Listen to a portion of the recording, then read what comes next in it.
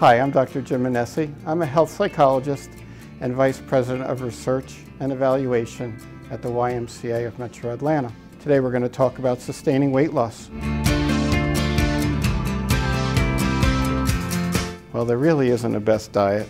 Most of the high protein, high carbohydrates, while they're interesting, they're really not the determining factor of whether a person loses weight, and even more importantly, are able to keep the weight off.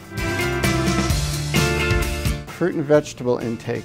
Our research and others have shown that basically represents the health of the diet as a whole. So that's one of the most important things in our programs that we focus on, increasing fruits and vegetables, because we know the rest of the diet will fall in place, and staying with high protein, low fat is interesting, but it's not going to make the difference. It's important that we track food and calories. Not everybody likes doing that. It can be a little annoying at times, but when you get used to it, it's one of the most important tools. And within our program, Weight Loss for Life, it's an important component. First, we need to prepare ourselves for what are the barriers. Could be social eating. It could be eating when one has low moods. All of these things lead to a bit of a relapse. When we prepare in advance and develop the self-management skills to overcome these barriers, that's when we're giving ourselves a better chance. That's going to happen. Realize in advance those days are going to happen and prepare for them. When they happen, there's no getting back that day. The only thing you can say is that was ineffective. That was an ineffective day and I made a mistake that day.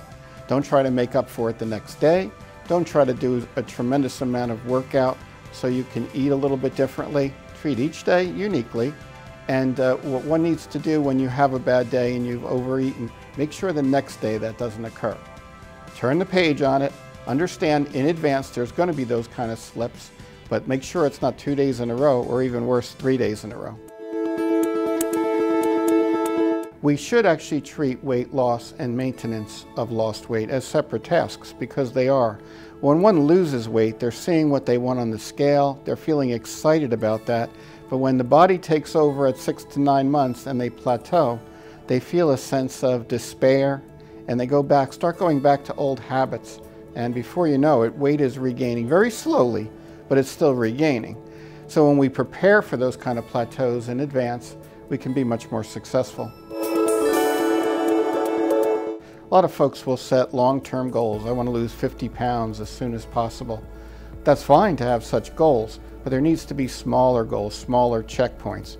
For instance, being physically active is important.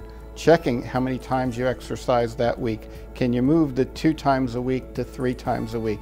That's all going to be progress. Can you move eating fruits and vegetables from 3 times a day to 5 times a day? All of these are what we call process goals. Helps us on the way, and especially makes us feel confident that we're doing and we're on the right track.